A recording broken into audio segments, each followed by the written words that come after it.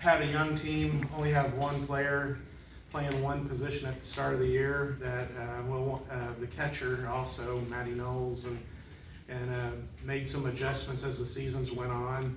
Got off to a slow start, and kind of caught fire here in the second half. Trying to build a resume. We know we were kind of behind the 8 ball. And then this is my shameless coach plug.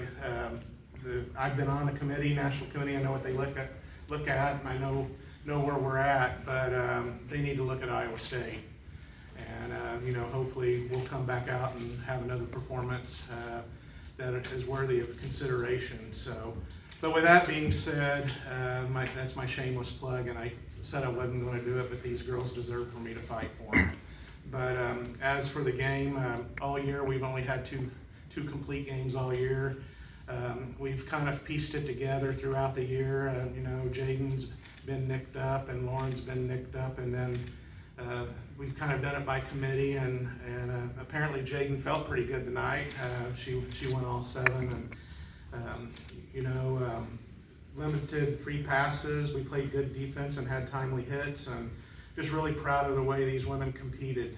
They go out day in and day out, and they work hard. The chemistry in the room is good, and they truly like each other and love each other, and they hold each other accountable, and it's paying dividends down the stretch here. So with that being said, I'll open it up to you guys. McKenna, tell me about your at-bat there to hit the home run. I knew that we were down by 1 and we needed the momentum on our side. Honestly, I was just going up there, try to get a base hit, do my job, and turn it back over to the top of the lineup. Sometimes you go up there looking for a base hit and more happens, so yeah. Jaden, how'd you feel out there? You looked in control throughout the whole game. How'd you feel? Yeah, I felt great. It's time. It's go time. We're here. I just feel good. I know that now, everything's on the table and we just have to grab it, so. Really good lineup that you were facing against BYU. Kind of what was the strategy going in, game plan, just how you were going to attack them tonight? Just throw strikes, go at them. No free passes. They have good hitters. Got their good hitters out and got beat by 1, but I didn't let it affect me, so. Coach, you kind of applied some pressure on their defense there. Play a little small ball and make mistakes, open early in that game to kind of break through. Just take me through that approach there to kind of put some pressure on their defense. Well, actually, both innings. The inning that we scored in right with the bases loaded. Yep. Yeah, when we have pretty good team speed. There's not a lot of stolen bases. We've done a lot of protection running and haven't really. Serenity's really the only one that is straight stole. But she can put pressure by putting the ball on the ground. She can get it over the infield. She's had a few this year where she's hit it in the gap and was just able to apply some pressure right there.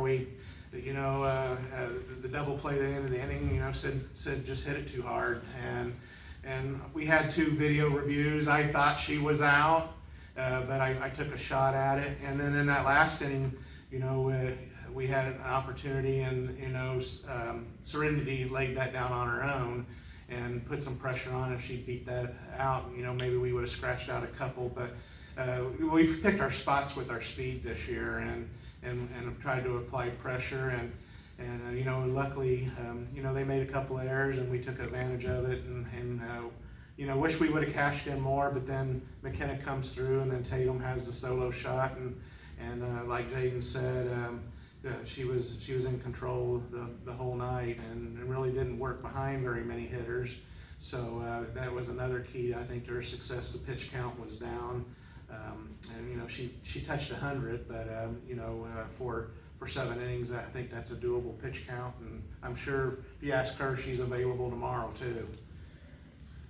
Coach, I know you're in celebration mode here, but as you kind of turn the table and look to tomorrow against Arizona, a team you haven't faced, what's your thoughts coming into that matchup? Well, I hope what we do with everybody that we faced this year, the first game we faced them. I like our chances. But they're a great team. A blue blood in softball. I will take the approach that we have. We won 7 of 8 first game series against everybody we played this year. They're a great team. They have pitching. They speed. They run the ball. They play or hit the ball well. Play good defense. Obviously we'll have our hands full. but you know, we're in a position now where they're playing free and doing a good job, and you know, they have to get 3 outs and we have to get 3 outs, and whoever scores more runs wins. The game doesn't change. The bases are still 60 foot. They still throw for 43. We're just going to go out there and play and leave it on the line, and then whatever happens, happens. For the players, did this team, was Orlando when you swept a good UCF team, was that the turning point there? Because you know, at that point you were kind of still figuring some things out, and then you swept them, and then you came and beat Arizona State. Was that a turning point for this team? I think 100% for us. We had been struggling a lot at the beginning of the season, and we dropped a lot of games that we should have, and we knew that we were better than that. But I mean, like the team said, we have a really young team and girls in positions that we haven't played before. And I mean, I believe that we're better than UCF, and I think that just was a moment that gave us a lot of confidence going into the rest of Big 12s. So, you know, I think we had it there all along, but that was just where we showed out and continued to carry it through the rest of the conference series. Yeah, we have a young team. We're kind of a little like timid at first, and we came together and just said like, we have nothing to lose at this point, so might as well just go for it. And if we make it, we make it. And pretty sure we've made it. So we're here. You're here, and you're playing here at a stadium that I know a lot of players have always dreamed of playing. What's it like playing in that stadium? Oh, it's like you come here when you're a little kid and you watch the World Series. And I know this isn't necessarily the World Series, but just to be on this stage, it's a really cool opportunity. Yeah, it's big.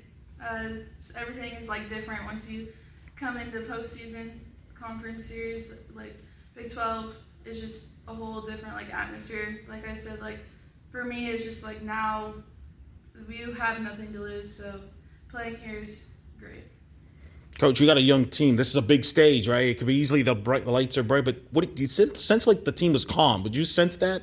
How would you feel how they came out? Yeah, I think, you know, Eric, you and I have talked quite a bit, and I think, you know, I think what really kind of brought the team together is Reggie Bartholomew got hurt in Oxford, and we lost that, probably our worst loss, the quad 4 loss that we have against North Dakota State.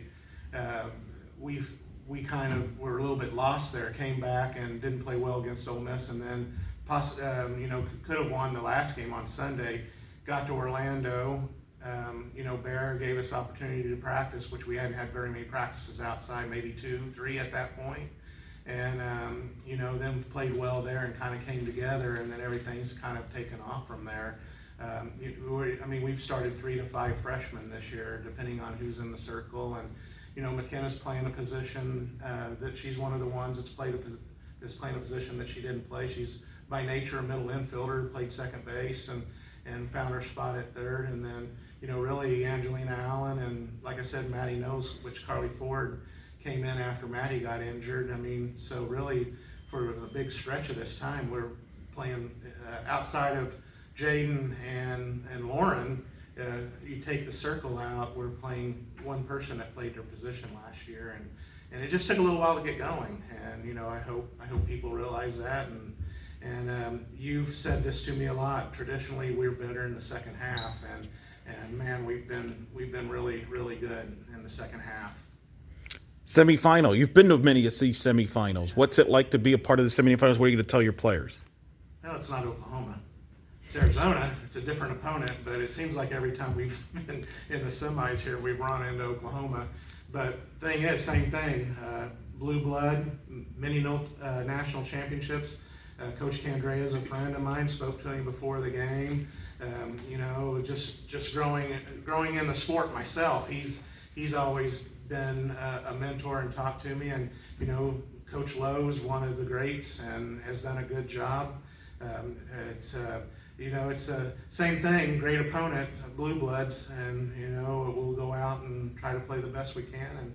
And like I said, anything that happens today, tomorrow, win or lose, I'm extremely proud of this bunch. I mean, it's kind of reinvigorated me. I mean, I'm getting old, and I'm going to turn another calendar year at the end of this month, and it's just been really fun joking around with them. I think they're loose around me and feel comfortable, and I'm loose and comfortable around them, and just play free, and we'll be fine. Cool. Well, let's guys get